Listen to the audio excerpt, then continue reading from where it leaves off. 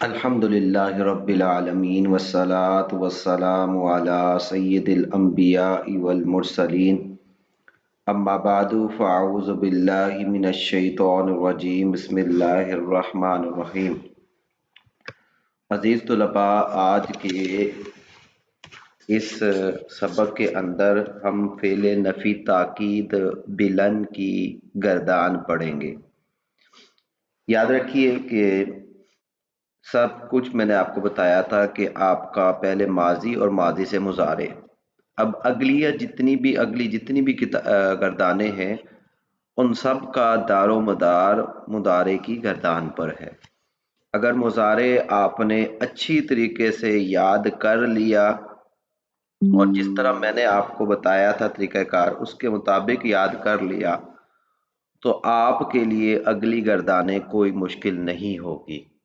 شرط صرف یہی ہے کہ آپ بار بار مضارع کی گردان کو سمجھیں اور اس کو یاد کرنے کی کوشش کریں۔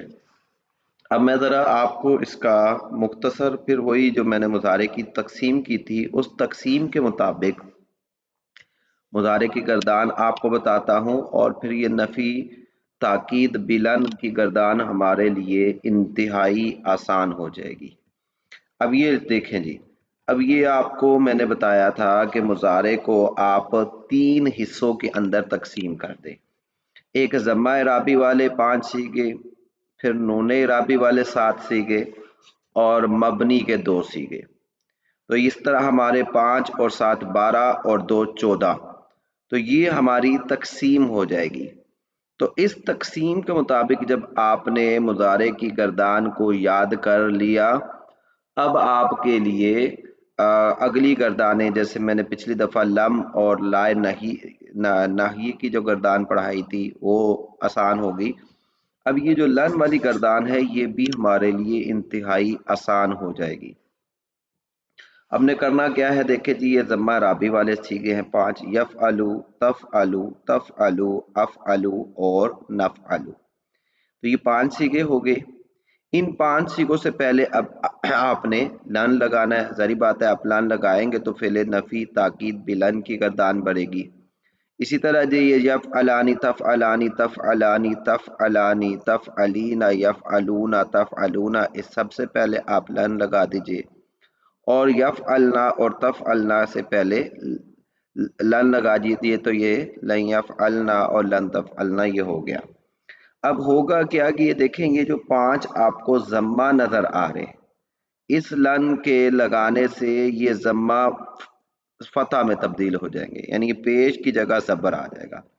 تو لن یفعلا، لن تفعلا، لن تفعلا، لن افعلا، لن نفعلا۔ یہ دیکھ رہے ہیں آپ سب کو، اس مقام پر میں آپ کو یہ بتا بھی دے رہا ہوں کہ یہ دیکھیے سب پہ آپ کا کیا ہو گیا جی، سب پہ یہ زبر آ گیا۔ اب دیکھ لیں یہ نون اعرابی کے جو سیغے ہیں، ان نون اعرابی میں کیا ہوگا، یہ جتنے بھی 7 نون ہیں یہ سارے کے سارے گر جائیں گے۔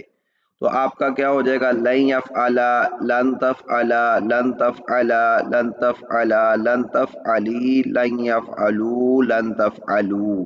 یہ دیکھیں سارے کے سارے نون گر گئے۔ مبنی آپ کو پتا ہے کہ مبنی کے اندر کوئی بھی تبدیلی نہیں ہوتی، تو یہ کیا بن جائے گا، لن یفعلنا، لن تفعلنا۔ یہ میرے خیال سے اب آپ کو سمجھ آ گیا ہوگا۔ اب ہم ذرا اس کو اس سے بھی دیکھ لیتے ہیں۔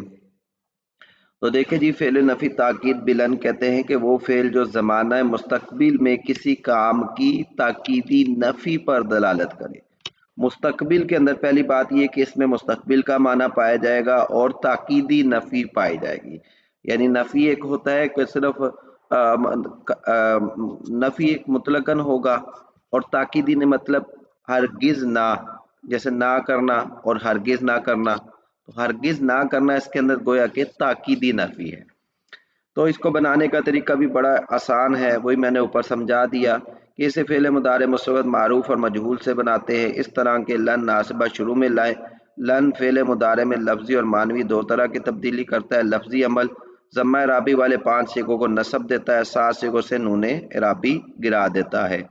آخر میں نوٹ کہہ رہے ہیں کہ جی جمع مؤنث حاضر و غائب کے سیغوں کے مبنی ہونے کی بنا پر عمل نہیں کرتا، آخر میں حرف علت ہو تو اس سے گراتا نہیں، پھر اگر حرف علت واو یا یا ہو تو نصب لفظی ہوگا اور الف ہو تو تقدیری ہوگا، جیسے لن یدعوس اور لن یرمیا اور لن یخشا۔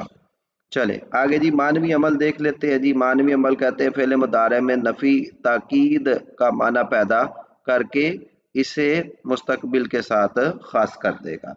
اب جی ہم گردان اس کی دیکھ لیتے ہیں، ترجمہ دیکھ لیتے ہیں۔ اس کے صیغوں کی علامتیں بالکل وہی ہیں جو مضارع کی صیغوں کی ہوں گی، بس فرق یہ آئے گا کہ ضمہ اعرابی اور نون اعرابی گر جائے گا، بقیہ علامتیں آپ کو وہی ہوں گی کہ جو ہم نے مضارع کے اندر پڑھی تھی، جیسے لن یفعل ہرگز نہ کرے وہ ایک مرد، واحد مذکر غائب کا صیغہ ہو گیا۔ لن یفعلا ہرگز نہ کرے وہ دو مرد، تثنیہ مذکر غائب۔ لن یفعلوا ہرگز نہ کرے وہ سب مرد، جمع مذکر غائب کا صیغہ۔ لن تفعلا ہرگز نہ کرے گی وہ ایک عورت، تو واحد مؤنث غائب کا صیغہ ہو گیا۔ لن تفعلا ہرگز نہ کریں گی وہ دو عورتیں، تثنیہ مؤنث غائب کا۔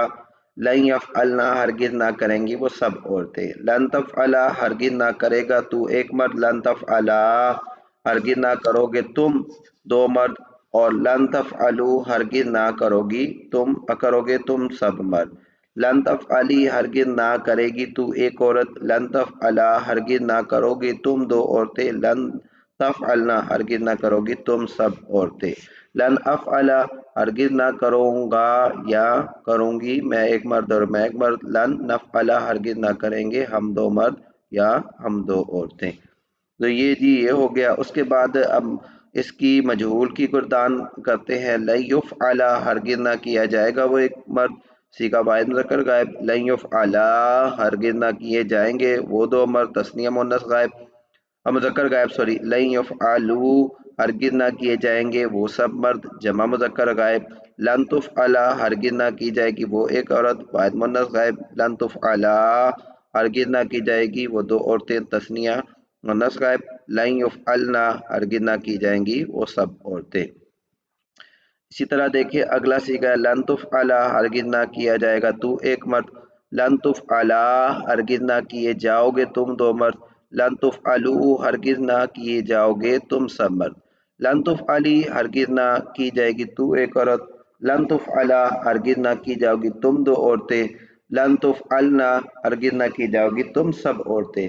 لن افعلا ہرگز نہ کیا جاؤں گا میں ایک مرد یا میں ایک عورت، لن نفعلا ہرگز نہ کیے جائیں گے ہم دو مرد یا ہم دو عورتیں یا ہم سب مرد یا ہم سب عورتیں، صیغہ جمع متکلم۔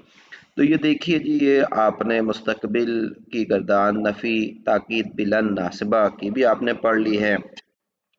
اب ہمارے پاس صرف دو گردانیں رہ گئی ہیں، ایک تو نون ثقیلہ اور خفیفہ اور ایک امر کی۔ اس طرح یہ ہمارے افعال کی گردانیں مکمل ہو جائیں گی۔ بار بار میں آپ کو یہی کہہ رہا ہوں کہ آپ جو ہے مضارع کے صیغے کو اچھی طرح یاد کرتے رہیں، مضارع کو پڑھتے رہیں اور اس کے صیغے لکھتے بھی رہیں، مشق بھی کرتے رہیں، اور روزانہ جو بھی سبق میں پڑھا رہا ہوں ان سبق کو آپ بار بار پڑھیں، تو انشاءاللہ جلدی یہ ہمارا جو ہے 2 سے 3 مہینوں کے اندر ہمارا یہ جو ہے صرف ختم ہو جائے گی۔ ایک دفعہ کی محنت ہوتی ہے، طلباء اس کو بہت زیادہ مشکل سمجھ کے بیٹھ جاتے ہیں، حالانکہ یہ اتنی مشکل نہیں ہے جتنا اس کو سمجھا جاتا ہے۔ تو آپ سے میں امید کرتا ہوں کہ آپ اس کو پڑھیں گے، اس کی مشق کریں گے، اس کو یاد کریں گے۔ تو میرا یہ جو پروگرام ہے یہ صرف طلباء کے لیے ہے، تو طلباء سے میری گزارش ہے جو اس کو دیکھے آگے شیئر بھی کر دے۔ ہو سکتا ہے کسی طالب علم کو کوئی چیز سمجھ نہ آ رہی ہو، تو وہ جب ہر استاد کا اپنا ایک مزاج ہوتا ہے، استاد اپنے اپنے مزاج کے مطابق پڑھاتے ہیں، تو ہو سکتا ہے کسی کو کسی کا انداز پسند آ جائے اور اس بیچارے کی جو ایک مشکل ہے وہ مشکل آسان ہو جائے۔